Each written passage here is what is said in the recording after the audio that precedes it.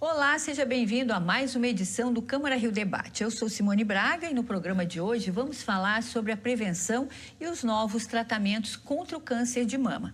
Outubro Rosa é o mês da campanha internacional de conscientização, que tem como objetivo promover a educação, prevenção e diagnóstico precoce da doença. Temos muito o que conversar.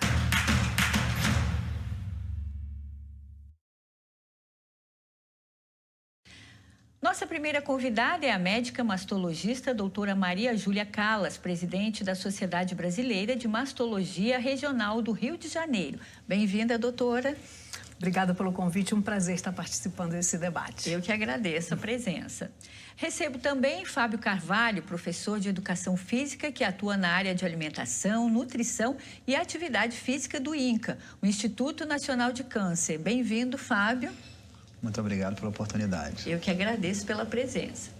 E antes de começar o nosso bate-papo, vamos acompanhar uma reportagem que mostra o atendimento realizado pelo projeto Menina Moça Mulher do Instituto Carlos Chagas. Em 2 anos de atuação, o projeto beneficiou mais de 3.000 mulheres em situação de vulnerabilidade social.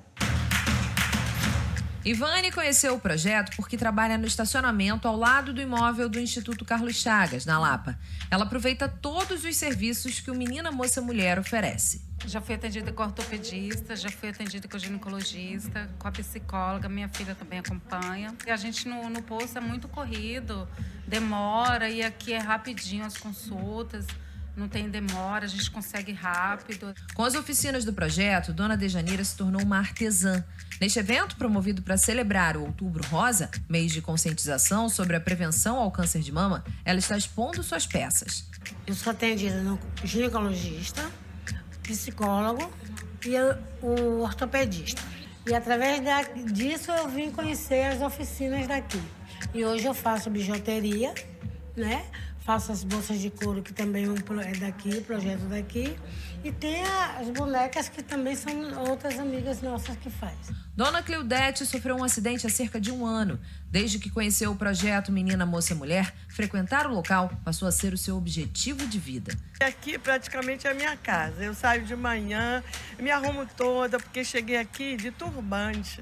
Não queria nem soltar meus cabelos, porque eu sentia muita dor. Mas aqui eu sou tão acolhida, eu fiz as amizades.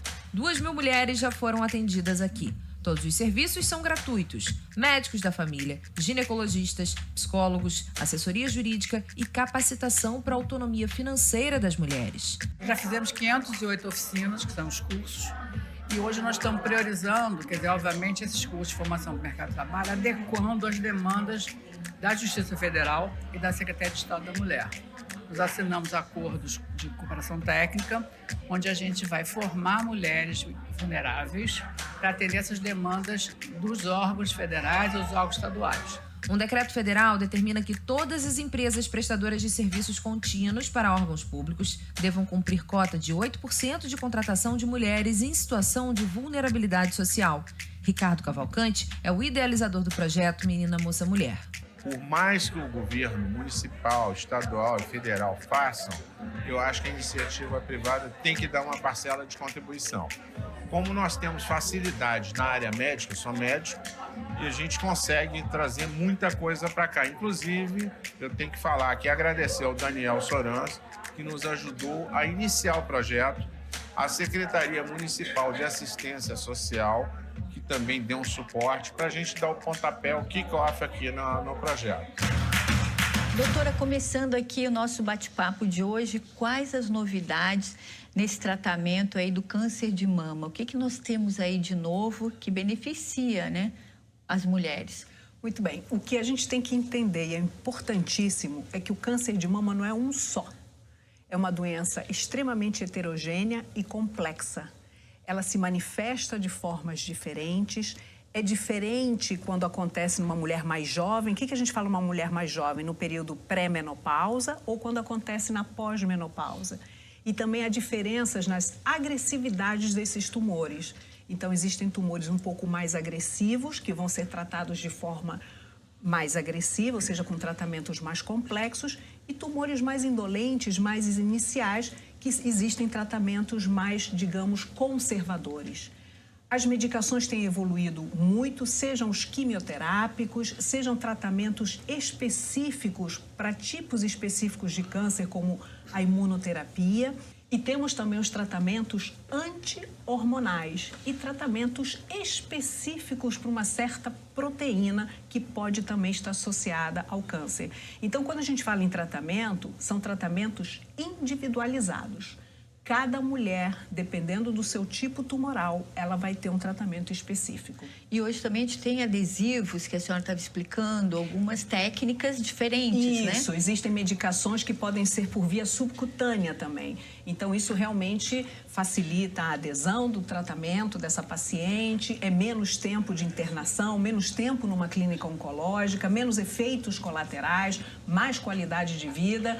Então, todo esse avanço em termos tecnológicos de tratamento é que realmente estão trazendo esses resultados de uma cura, de uma sobrevida maior para essas pacientes. Fábio, em relação ao setor lá do INCA, né, que é esse setor que faz todo o atendimento, né, e presta esse trabalho a nível nacional, né, que é na área de alimentação, nutrição e atividade física. Fala um pouquinho pra gente. Tá bom. O Instituto Nacional de Câncer, né, para além das unidades hospitalares, ele é um instituto, então ele tem outras áreas, por exemplo, de pesquisa e a de coordenação de prevenção e vigilância. Então, o nosso papel, enquanto integrante do Ministério da Saúde, então como gestor federal do Sistema Único de Saúde, é apoiar também estados e municípios para implementar ações de promoção da alimentação saudável e da atividade física. Então, nós fazemos isso de forma a apoiar gestores e trabalhadores do SUS para conseguir implementar ações, porque a gente já tem evidências científicas de que a alimentação saudável e a atividade física são muito importantes para diferentes tipos de câncer, entre eles o câncer de mama, né? Então, a principal mensagem que eu gostaria de deixar hoje é que o câncer de mama é prevenível, né? Existem possibilidades de, com alguns comportamentos, algumas ações, as pessoas terem menos probabilidade desse tipo de câncer. E também, ao ter o diagnóstico, né, então, que a gente chama de sobrevivente, então durante e após o tratamento, a alimentação saudável e a atividade física podem contribuir bastante para controlar sintomas, por exemplo.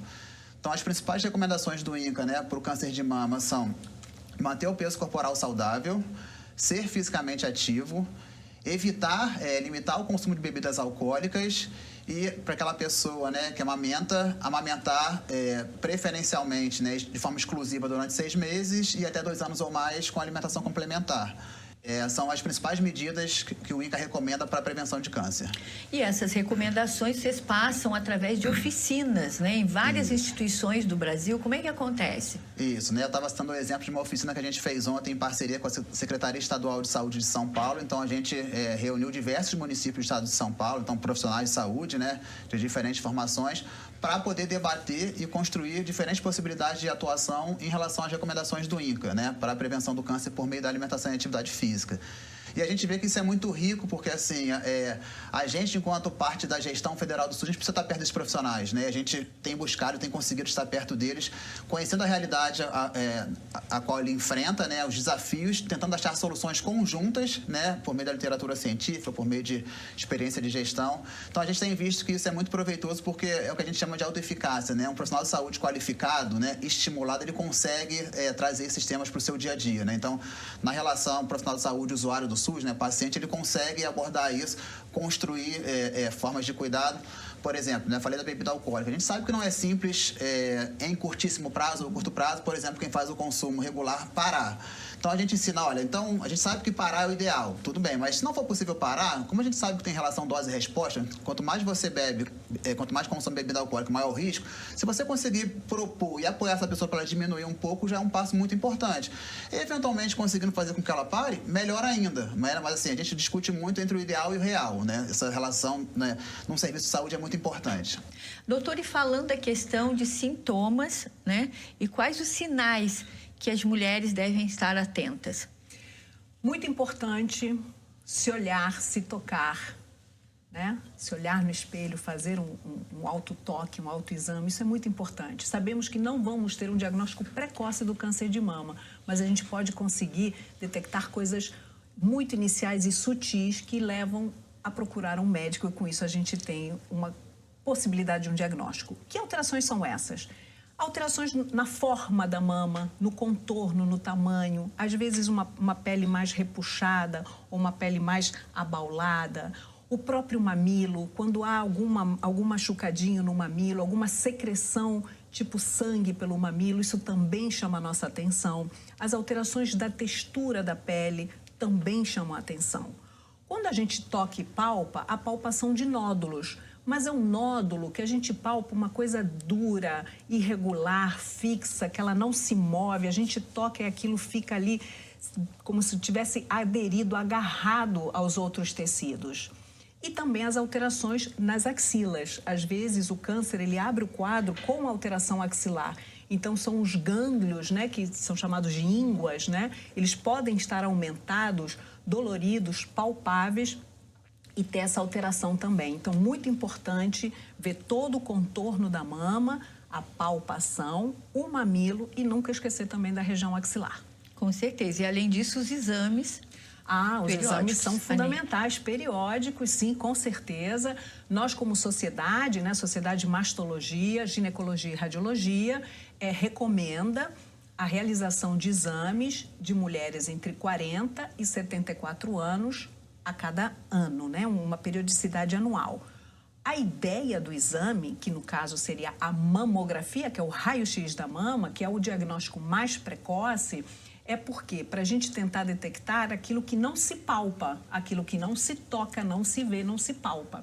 Então, aquela mulher que tem o hábito de se tocar, de fazer o autoconhecimento, o autoexame e não sente nada, não pode chegar e falar assim, não sinto nada, não palpo nada, não está doendo nada, então não vou fazer meu exame. Não. Vamos recomendar, sim, fazer a mamografia, porque a ideia é de detectar a lesão bem inicial antes de palpar. E com isso, realmente, as chances de cura são muito maiores. Com certeza, e isso é o que faz a diferença. É isso que faz a diferença. Bom, nós vamos para o intervalo, mas já voltamos. Não saia daí.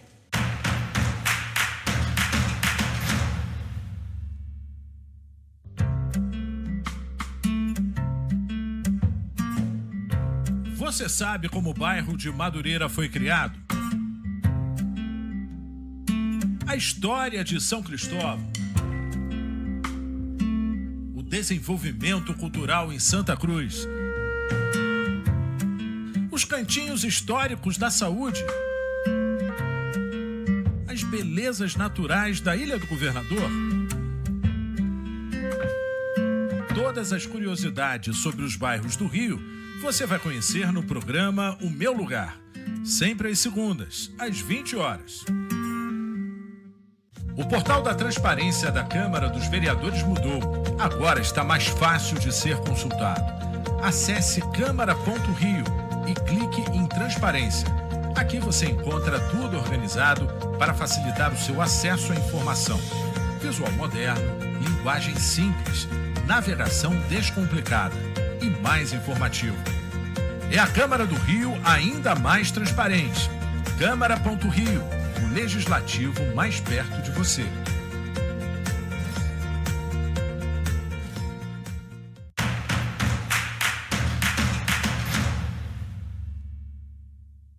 Estamos de volta com o Câmara Rio Debate, hoje falando sobre a prevenção do câncer de mama e sobre novos tratamentos. Aqui comigo no estúdio estão a doutora Maria Júlia Callas, presidente da Sociedade Brasileira de Mastologia Regional do Rio de Janeiro, e Fábio Carvalho, professor de Educação Física, que atua na área de alimentação, nutrição e atividade física do INCA. E agora vamos falar sobre o câncer de colo do útero, que é a terceira neoplasia mais frequente em mulheres no Brasil.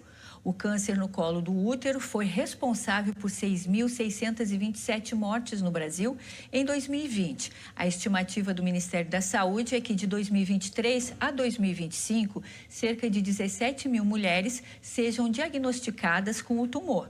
O vírus é facilmente transmitido na relação sexual e causado pelo papilomavírus humano, o HPV. O diagnóstico precoce é feito pelo exame citopatológico. E agora a gente vai perguntar aqui para a doutora como é a indicação, né, e orientação para os jovens em relação à vacinação, ao atendimento precoce. Isso é fundamental, né? Porque temos uma doença que você pode prevenir com uma vacina que é oferecida pelo SUS e, claro, no sistema privado também. Temos exames de rastreio, que é o Papa Nicolau, ou preventivo, né, que as mulheres fazem, e infelizmente temos essa taxa tão alta. Então, informação é muito importante para essa população também. A vacinação hoje em dia pelo SUS, ela está indicada dos 9 aos 19 anos, meninos e meninas, e numa dose única. No sistema privado, temos uma vacina nova, que é a vacina nonavalente. Ela é indicada para as pessoas até os 45 anos de idade e é utilizada em 3 doses. O preventivo, né, o Papa Nicolau, que é feito pelo ginecologista, o médico da família, pode ser feito em ambulatórios, em consultórios privados, isso é muito importante. E é feito a partir dos 25 anos de idade, claro, após o início da vida sexual ativa dessa mulher. Então, é muito importante fazer a prevenção. No início, o câncer de colo uterino, antes de ser realmente o diagnóstico de câncer, ele é assintomático, não se sente nada, a mulher não percebe nada. Daí é tão importante fazer o seu preventivo periódico. Com certeza. Fábio, falando então dessa relação toda do câncer de mama, colo do útero, em relação às atividades físicas, quais são as recomendadas, né, nesse sentido, e alimentação? Fala um pouquinho pra gente. Tá bom. A recomendação em relação à atividade física é aquela que a pessoa gostar de fazer e se encaixar na sua rotina. Existe uma recomendação que a gente chama de dose, né, que é de duração, intensidade e frequência semanal, que assim, é muito difundida, que são 150 minutos de atividade física na intensidade moderada. Então, assim, só que esse é um ponto ótimo. Quem alcança, muito bem. Só que como a gente tem dados da vigilância epidemiológica no Brasil dizendo que quase metade da população brasileira não alcança, população adulta, a mensagem que eu gostaria de dizer é assim, ó: vale caminhar um pouco mais, vale pedalar, vale brincar com seu filho, com a sua criança. Certamente também vale aquelas atividades tematizadas, né? Academia, a ginástica, os programas públicos do SUS, né? Como o Programa Academia da Saúde e o IAF. Mas, assim, opções mais fisicamente ativas no dia a dia te trazem benefícios, né? Isso é mais importante. Em relação à alimentação saudável, acho que a principal mensagem que eu deixo é evitar alimentos ultraprocessados, né? A gente tem um desafio grande em relação a isso. Tem um consumo crescente, principalmente por crianças no Brasil, né? Então, a gente tem acompanhado esses dados com muita preocupação. E o INCA, o Ministério da Saúde, enfim, a gestão tripartite do SUS, de estados e municípios, tem tentado desenvolver ações no sentido de conscientizar as famílias, mas também, para além da informação e conscientização, a gente precisa pensar nas políticas públicas. Por exemplo, o que está assim, em voga muito atualmente é a reforma tributária. A gente precisa fazer, enquanto sociedade, né, pressionar o Congresso Nacional para que os alimentos saudáveis sejam mais baratos, mais acessíveis. E esses alimentos ultraprocessados que trazem malefícios para a saúde têm que ser taxados e mais caros.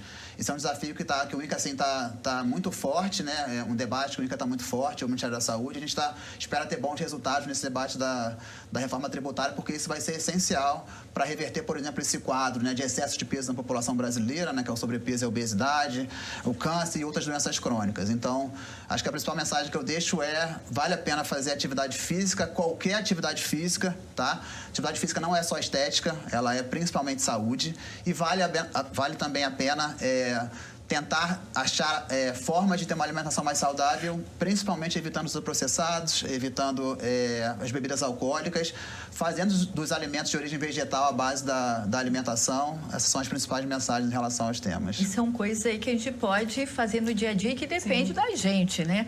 Agora, doutora, uma questão também importante da gente falar aqui é o câncer de mama em homens e também em trans, né? As pessoas trans. Fala um pouquinho pra gente. Claro, dessa parte. O câncer de mama em homens é bem raro, é uma doença muito rara realmente, mas acontece.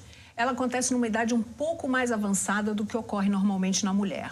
A maior taxa, né, de câncer de mama é a partir dos 50 anos nas mulheres.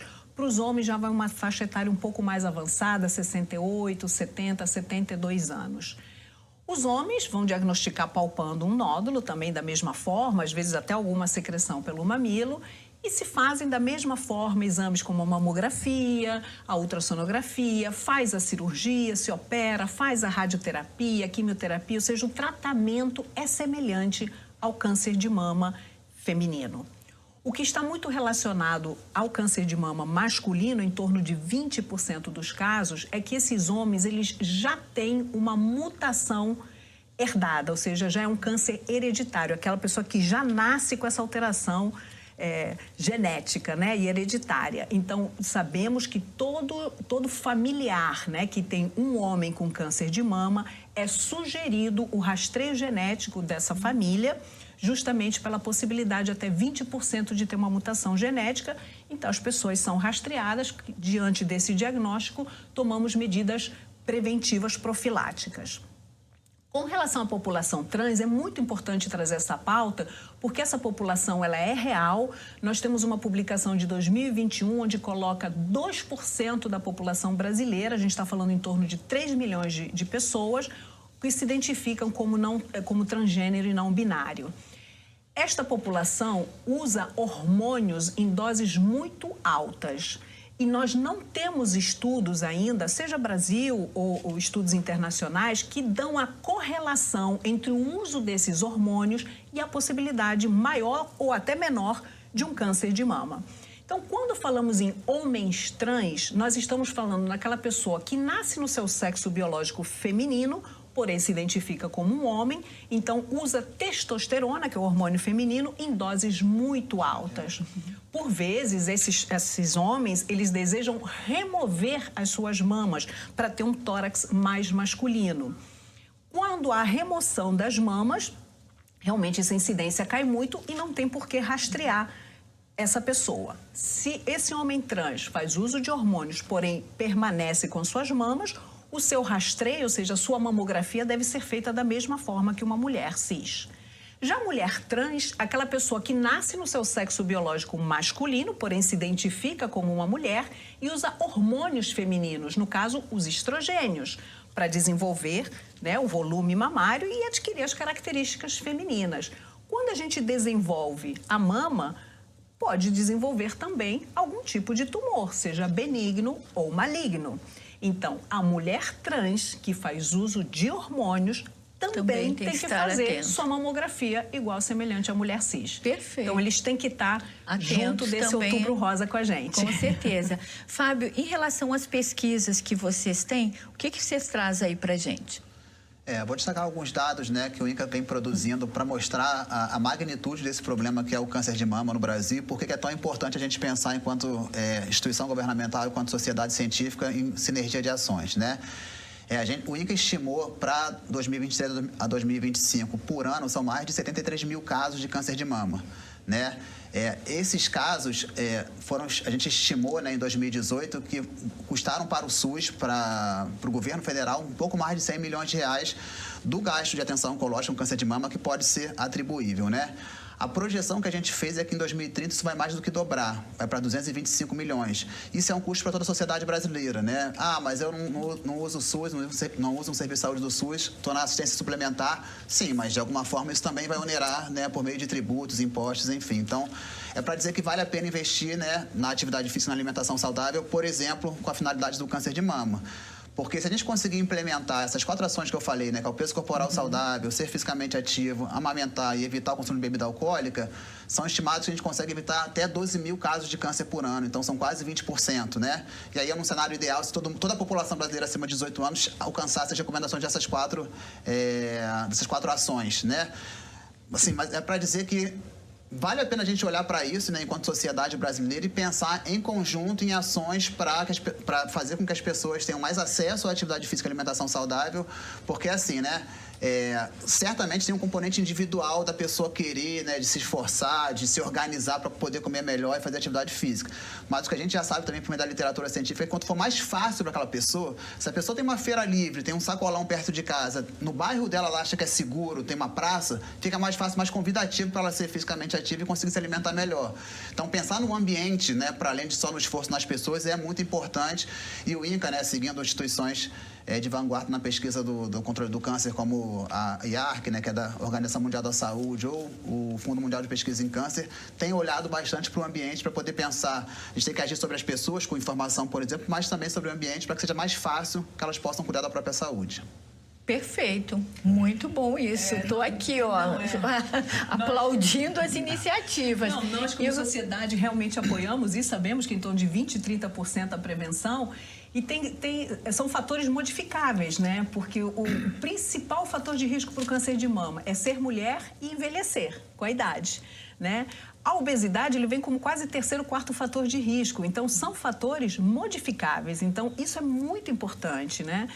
E, claro, né, cada um dentro da sua possibilidade, mas sim, porque a obesidade, não só o câncer de mama, mas existem 2 cânceres nas mulheres que também a maior incidência é pela obesidade, que é o câncer do útero, do endométrio, e o câncer de intestino. Né? Então, ou seja, não só prevenção de outras doenças crônicas, mas também do câncer em si, não só da mama. Então, é muito importante. Ok, eu vou pedir as considerações finais para vocês, por favor, Fábio. Eu agradeço, em nome do Dr. Roberto Gil, nosso diretor, a oportunidade de mais uma vez estar abordando esses temas. Dizer para as pessoas, né, que vale a pena investir na atividade física e na alimentação saudável. A gente sabe que pode não ser um processo simples, mas vale a pena. Então, uma reorganização do dia a dia, a busca de apoio familiar ou de rede para conseguir ter mais acesso, praticar mais atividade física e se alimentar melhor, vai trazer muitos benefícios para além da doença, né? Para a qualidade de vida, enfim. Então, essa é a mensagem que a gente deixa. Obrigada, Fábio. Doutora. A conscientização através da informação. Né? Todas as mulheres, elas têm que se conhecer. Então, o autoconhecimento, o autotoque é muito importante. E a prevenção. Mantenha realmente seus exames em dia, seja o preventivo para o câncer de colo uterino, seja a sua mamografia como rastreio precoce do câncer de mama. Obrigada, doutora. E o Câmara Rio Debate de hoje fica por aqui. Agradeço a presença dos nossos convidados e obrigada a você que nos acompanhou. E não esqueça, você pode acompanhar a nossa programação nas nossas redes sociais. Tchau e até o próximo programa.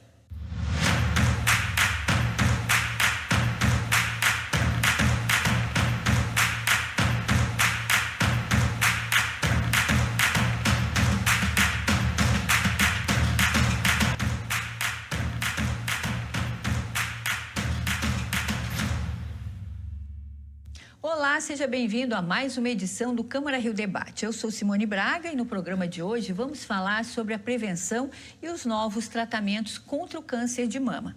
Outubro Rosa é o mês da campanha internacional de conscientização, que tem como objetivo promover a educação, prevenção e diagnóstico precoce da doença. Temos muito o que conversar.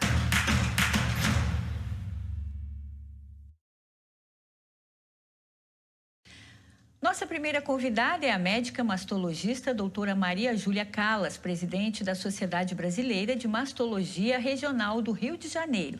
Bem-vinda, doutora.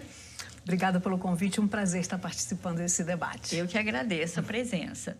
Recebo também Fábio Carvalho, professor de Educação Física que atua na área de alimentação, nutrição e atividade física do INCA, o Instituto Nacional de Câncer. Bem-vindo, Fábio. Muito obrigado pela oportunidade. Eu que agradeço pela presença. E antes de começar o nosso bate-papo, vamos acompanhar uma reportagem que mostra o atendimento realizado pelo projeto Menina Moça Mulher do Instituto Carlos Chagas. Em 2 anos de atuação, o projeto beneficiou mais de 3.000 mulheres em situação de vulnerabilidade social. Ivane conheceu o projeto porque trabalha no estacionamento ao lado do imóvel do Instituto Carlos Chagas, na Lapa. Ela aproveita todos os serviços que o Menina Moça Mulher oferece. Já fui atendida com a ortopedista, já fui atendida com a ginecologista, com a psicóloga, minha filha também acompanha. E a gente no posto é muito corrido, demora, e aqui é rapidinho as consultas. Não tem demora, a gente consegue rápido. Com as oficinas do projeto, Dona Dejanira se tornou uma artesã. Neste evento, promovido para celebrar o Outubro Rosa, mês de conscientização sobre a prevenção ao câncer de mama, ela está expondo suas peças.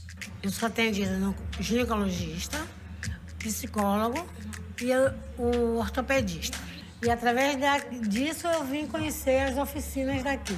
E hoje eu faço bijuteria, né? Faço as bolsas de couro, que também é daqui, projeto daqui. E tem as bonecas, que também são outras amigas nossas que faz. Dona Cleudete sofreu um acidente há cerca de 1 ano. Desde que conheceu o projeto Menina Moça Mulher, frequentar o local passou a ser o seu objetivo de vida. Aqui praticamente é a minha casa. Eu saio de manhã, me arrumo toda, porque cheguei aqui de turbante. Não queria nem soltar meus cabelos, porque eu sentia muita dor. Mas aqui eu sou tão acolhida, eu fiz as amizades. 2.000 mulheres já foram atendidas aqui. Todos os serviços são gratuitos. Médicos da família, ginecologistas, psicólogos, assessoria jurídica e capacitação para a autonomia financeira das mulheres. Já fizemos 508 oficinas, que são os cursos, e hoje nós estamos priorizando, quer dizer, obviamente, esses cursos de formação para o mercado de trabalho, adequando às demandas da Justiça Federal e da Secretaria de Estado da Mulher. Nós assinamos acordos de cooperação técnica, onde a gente vai formar mulheres vulneráveis para atender essas demandas dos órgãos federais e dos órgãos estaduais. Um decreto federal determina que todas as empresas prestadoras de serviços contínuos para órgãos públicos devam cumprir cota de 8% de contratação de mulheres em situação de vulnerabilidade social. Ricardo Cavalcante é o idealizador do projeto Menina Moça Mulher. Por mais que o governo municipal, estadual e federal façam, eu acho que a iniciativa privada tem que dar uma parcela de contribuição. Como nós temos facilidade na área médica, eu sou médico, e a gente consegue trazer muita coisa para cá. Inclusive, eu tenho que falar aqui, agradecer ao Daniel Sorans, que nos ajudou a iniciar o projeto, a Secretaria Municipal de Assistência Social, que também deu um suporte para a gente dar o pontapé, o kick-off aqui no projeto. Doutora, começando aqui o nosso bate-papo de hoje, quais as novidades nesse tratamento aí do câncer de mama? O que nós temos aí de novo que beneficia, né, as mulheres? Muito bem. O que a gente tem que entender, e é importantíssimo, é que o câncer de mama não é um só. É uma doença extremamente heterogênea e complexa. Ela se manifesta de formas diferentes. É diferente quando acontece numa mulher mais jovem. O que a gente fala uma mulher mais jovem? No período pré-menopausa ou quando acontece na pós-menopausa. E também há diferenças nas agressividades desses tumores. Então, existem tumores um pouco mais agressivos, que vão ser tratados de forma mais agressiva, ou seja, com tratamentos mais complexos, e tumores mais indolentes, mais iniciais, que existem tratamentos mais, digamos, conservadores. As medicações têm evoluído muito, sejam os quimioterápicos, sejam tratamentos específicos para tipos específicos de câncer, como a imunoterapia. E temos também os tratamentos anti-hormonais e tratamentos específicos para uma certa proteína que pode também estar associada ao câncer. Então, quando a gente fala em tratamento, são tratamentos individualizados. Cada mulher, dependendo do seu tipo tumoral, ela vai ter um tratamento específico. E hoje também a gente tem adesivos, que a senhora estava explicando, algumas técnicas diferentes, né? Isso, existem medicações que podem ser por via subcutânea também. Então, isso realmente facilita a adesão do tratamento dessa paciente, é menos tempo de internação, menos tempo numa clínica oncológica, menos efeitos colaterais, mais qualidade de vida. Então, todo esse avanço em termos tecnológicos de tratamento é que realmente estão trazendo esses resultados de uma cura, de uma sobrevida maior para essas pacientes. Fábio, em relação ao setor lá do INCA, né, que é esse setor que faz todo o atendimento, né, e presta esse trabalho a nível nacional, né, que é na área de alimentação, nutrição e atividade física. Fala um pouquinho pra gente. Tá bom. O Instituto Nacional de Câncer, né, para além das unidades hospitalares, ele é um instituto, então ele tem outras áreas, por exemplo, de pesquisa e a de coordenação a coordenação de prevenção e vigilância. Então, o nosso papel, enquanto integrante do Ministério da Saúde, então como gestor federal do Sistema Único de Saúde, é apoiar também estados e municípios para implementar ações de promoção da alimentação saudável e da atividade física. Então, nós fazemos isso de forma a apoiar gestores e trabalhadores do SUS para conseguir implementar ações, porque a gente já tem evidências científicas de que a alimentação saudável e a atividade física são muito importantes para diferentes tipos de câncer, entre eles o câncer de mama, né? Então, a principal mensagem que eu gostaria de deixar hoje é que o câncer de mama é prevenível, né? Existem possibilidades de, com alguns comportamentos, algumas ações, as pessoas terem menos probabilidade desse tipo de câncer. E também, ao ter o diagnóstico, né, então, que a gente chama de sobrevivente, então durante e após o tratamento, a alimentação saudável e a atividade física podem contribuir bastante para controlar sintomas, por exemplo. Então, as principais recomendações do INCA, né, para o câncer de mama são manter o peso corporal saudável, ser fisicamente ativo, limitar o consumo de bebidas alcoólicas E para aquela pessoa, né, que amamentar preferencialmente, né, de forma exclusiva durante 6 meses e até 2 anos ou mais com alimentação complementar. São as principais medidas que o INCA recomenda para a prevenção de câncer.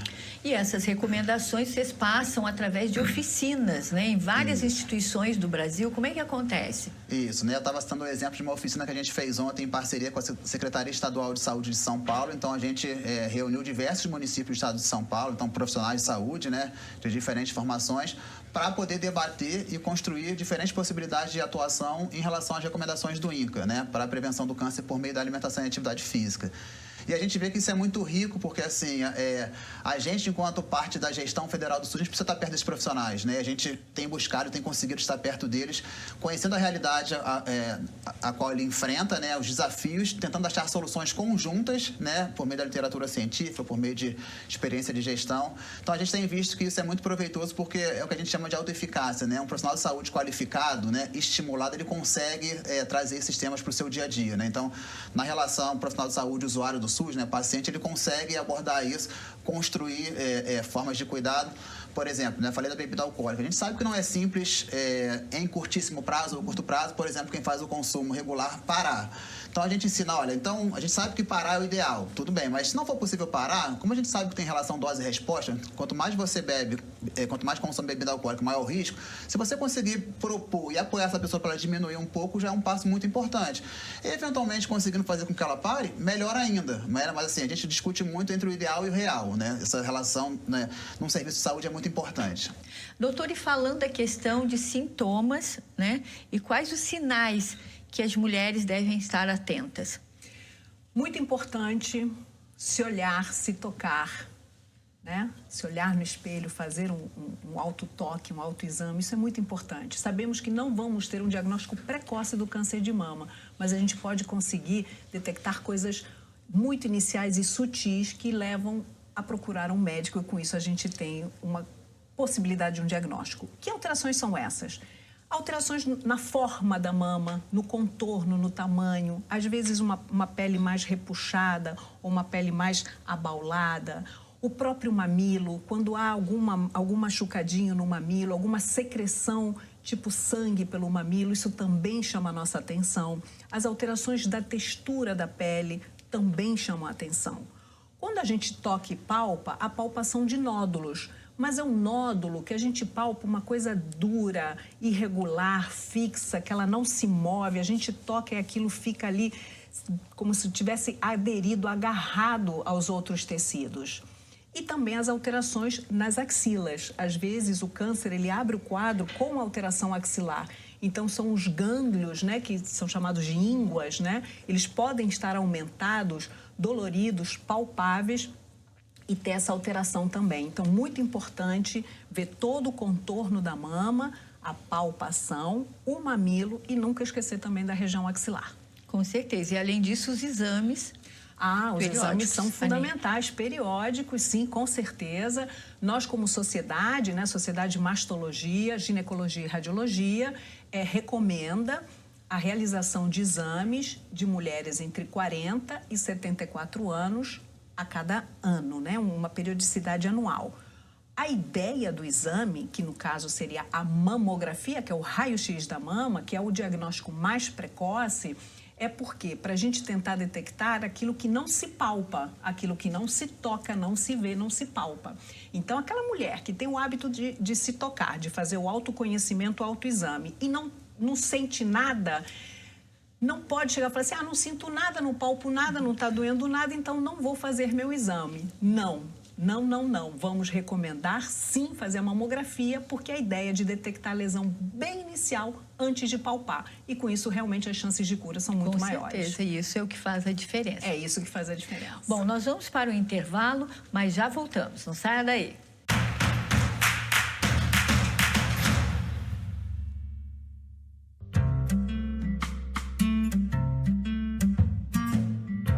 Você sabe como o bairro de Madureira foi criado?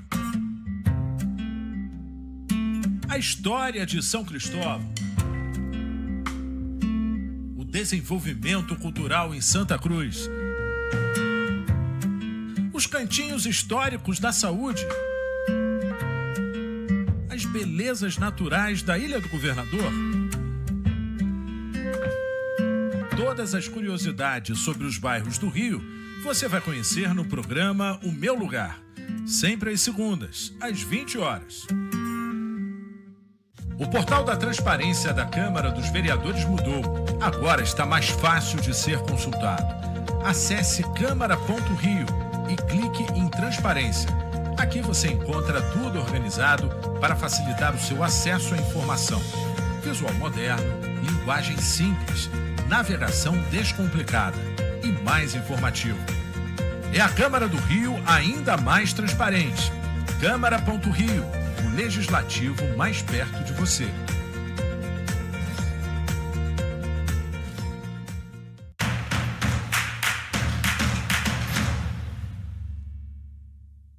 Estamos de volta com o Câmara Rio Debate, hoje falando sobre a prevenção do câncer de mama e sobre novos tratamentos. Aqui comigo no estúdio estão a doutora Maria Júlia Callas, presidente da Sociedade Brasileira de Mastologia Regional do Rio de Janeiro, e Fábio Carvalho, professor de Educação Física, que atua na área de alimentação, nutrição e atividade física do INCA. E agora vamos falar sobre o câncer de colo do útero, que é a terceira neoplasia mais frequente em mulheres no Brasil.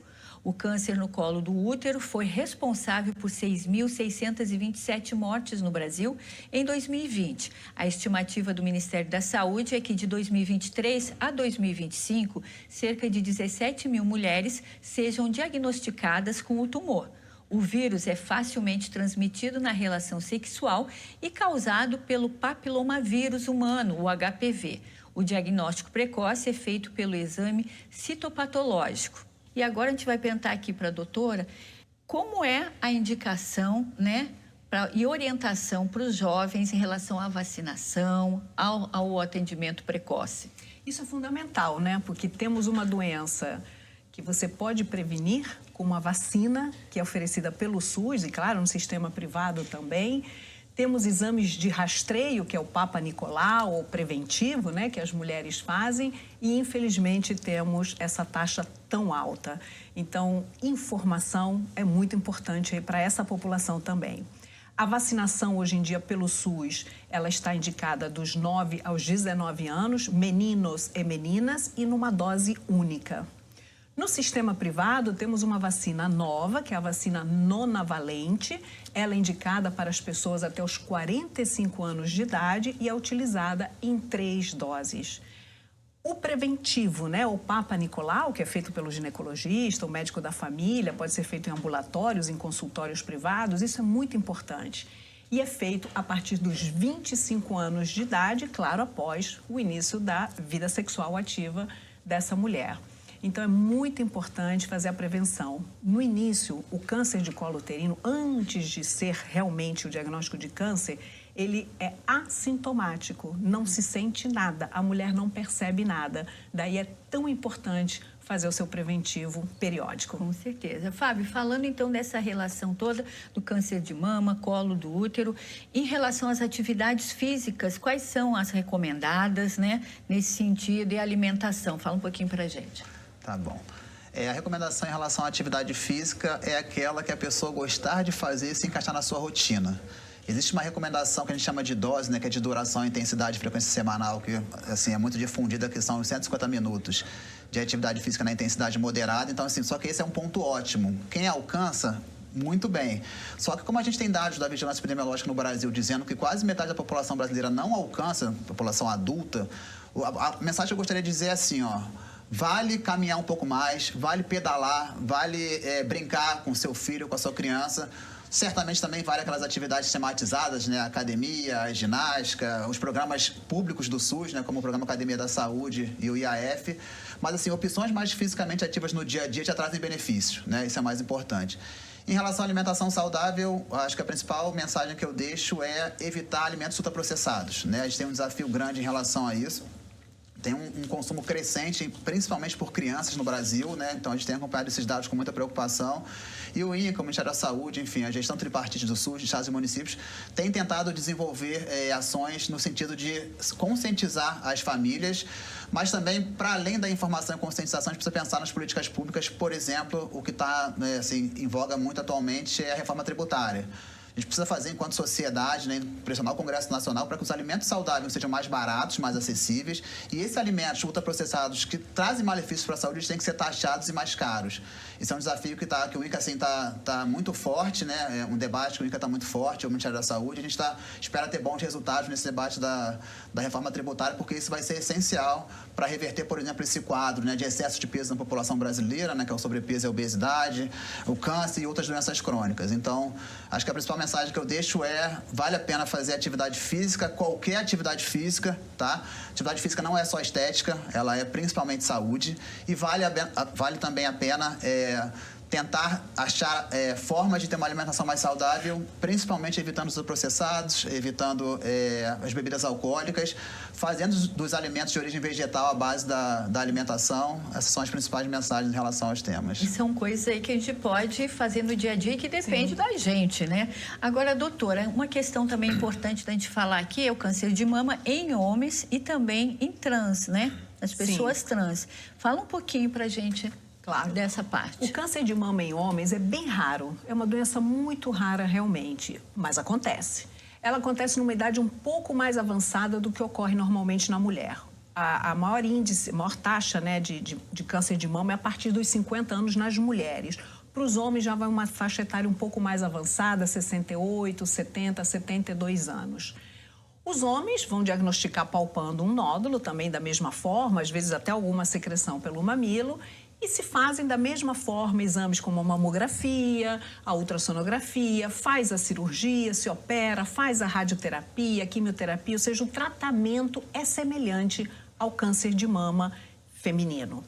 O que está muito relacionado ao câncer de mama masculino, em torno de 20% dos casos, é que esses homens eles já têm uma mutação herdada, ou seja, já é um câncer hereditário, aquela pessoa que já nasce com essa alteração genética, né, e hereditária. Então, sabemos que todo familiar, né, que tem um homem com câncer de mama, é sugerido o rastreio genético dessa família, justamente pela possibilidade até 20% de ter uma mutação genética. Então, as pessoas são rastreadas. Diante desse diagnóstico, tomamos medidas preventivas profiláticas. Com relação à população trans, é muito importante trazer essa pauta, porque essa população ela é real. Nós temos uma publicação de 2021, onde coloca 2% da população brasileira, a gente está falando em torno de 3 milhões de pessoas, que se identificam como transgênero e não binário. Esta população usa hormônios em doses muito altas. E nós não temos estudos ainda, seja Brasil ou estudos internacionais, que dão a correlação entre o uso desses hormônios e a possibilidade maior ou até menor de um câncer de mama. Então, quando falamos em homens trans, nós estamos falando naquela pessoa que nasce no seu sexo biológico feminino, porém se identifica como um homem, então usa testosterona, que é o hormônio feminino, em doses muito altas. Por vezes, esses homens, eles desejam remover as suas mamas para ter um tórax mais masculino.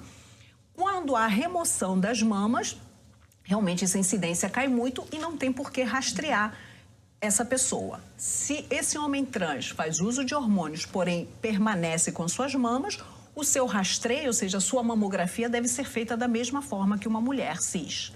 Já a mulher trans, aquela pessoa que nasce no seu sexo biológico masculino, porém se identifica como uma mulher e usa hormônios femininos, no caso, os estrogênios, para desenvolver, né, o volume mamário e adquirir as características femininas. Quando a gente desenvolve a mama, pode desenvolver também algum tipo de tumor, seja benigno ou maligno. Então, a mulher trans que faz uso de hormônios também tem que fazer sua mamografia igual, semelhante à mulher cis. Perfeito. Então, eles têm que estar junto desse também, Outubro Rosa com a gente. Com certeza. Fábio, em relação às pesquisas que vocês têm, o que vocês trazem aí pra gente? Vou destacar alguns dados, né, que o INCA vem produzindo para mostrar a magnitude desse problema que é o câncer de mama no Brasil e por que é tão importante a gente pensar enquanto instituição governamental, enquanto sociedade científica em sinergia de ações, né? O INCA estimou para 2023 a 2025, por ano, são mais de 73 mil casos de câncer de mama, né? Esses casos a gente estimou, né, em 2018 que custaram para o SUS, para o governo federal, um pouco mais de 100 milhões de reais do gasto de atenção oncológica com câncer de mama que pode ser atribuível, né?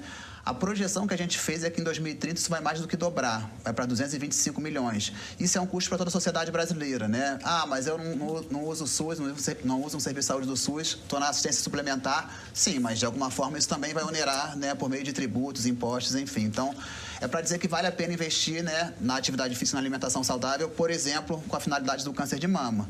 Porque se a gente conseguir implementar essas 4 ações que eu falei, né, que é o peso corporal saudável, ser fisicamente ativo, amamentar e evitar o consumo de bebida alcoólica, são estimados que a gente consegue evitar até 12 mil casos de câncer por ano. Então, são quase 20%, né? E aí é um cenário ideal se toda a população brasileira acima de 18 anos alcançasse as recomendações dessas 4 ações, né? Assim, mas é para dizer que vale a pena a gente olhar para isso, né, enquanto sociedade brasileira e pensar em conjunto em ações para fazer com que as pessoas tenham mais acesso à atividade física e alimentação saudável, porque assim, né, certamente tem um componente individual da pessoa querer, né, de se esforçar, de se organizar para poder comer melhor e fazer atividade física. Mas o que a gente já sabe também por meio da literatura científica é que quanto for mais fácil para aquela pessoa, se a pessoa tem uma feira livre, tem um sacolão perto de casa, no bairro dela ela acha que é seguro, tem uma praça, fica mais fácil, mais convidativo para ela ser fisicamente ativa e conseguir se alimentar melhor. Então, pensar no ambiente, né, para além de só no esforço nas pessoas, é muito importante. E o INCA, né, seguindo instituições de vanguarda na pesquisa do controle do câncer, como a IARC, né, que é da Organização Mundial da Saúde, ou o Fundo Mundial de Pesquisa em Câncer, tem olhado bastante para o ambiente para poder pensar. A gente tem que agir sobre as pessoas com informação, por exemplo, mas também sobre o ambiente para que seja mais fácil que elas possam cuidar da própria saúde. Perfeito, muito bom isso. Estou aqui, aplaudindo as iniciativas. Nós, como sociedade, realmente apoiamos e sabemos que em torno de 20% e 30% a prevenção. E são fatores modificáveis, né? Porque o principal fator de risco para o câncer de mama é ser mulher e envelhecer com a idade, né? A obesidade, ele vem como quase 3º, 4º fator de risco. Então, são fatores modificáveis. Então, isso é muito importante, né? E, claro, né, cada um dentro da sua possibilidade, mas sim, porque a obesidade, não só o câncer de mama, mas existem 2 cânceres nas mulheres que também a maior incidência é pela obesidade, que é o câncer do útero, do endométrio, e o câncer de intestino, né? Então, ou seja, não só prevenção de outras doenças crônicas, mas também do câncer em si, não só da mama. Então, é muito importante. Ok, eu vou pedir as considerações finais para vocês, por favor, Fábio. Eu agradeço, em nome do Dr. Roberto Gil, nosso diretor, a oportunidade de mais uma vez estar abordando esses temas. Dizer para as pessoas, né, que vale a pena investir na atividade física e na alimentação saudável. A gente sabe que pode não ser um processo simples, mas vale a pena. Então, uma reorganização do dia a dia, a busca de apoio familiar ou de rede para conseguir ter mais acesso, praticar mais atividade física e se alimentar melhor, vai trazer muitos benefícios para além da doença, né? Para a qualidade de vida, enfim. Então, essa é a mensagem que a gente deixa. Obrigada, Fábio. Doutora. A conscientização através da informação, né? Todas as mulheres, elas têm que se conhecer. Então, o autoconhecimento, o autotoque é muito importante. E a prevenção. Mantenha realmente seus exames em dia, seja o preventivo para o câncer de colo uterino, seja a sua mamografia como rastreio precoce do câncer de mama. Obrigada, doutora. E o Câmara Rio Debate de hoje fica por aqui. Agradeço a presença dos nossos convidados e obrigada a você que nos acompanhou. E não esqueça, você pode acompanhar a nossa programação nas nossas redes sociais. Tchau e até o próximo programa.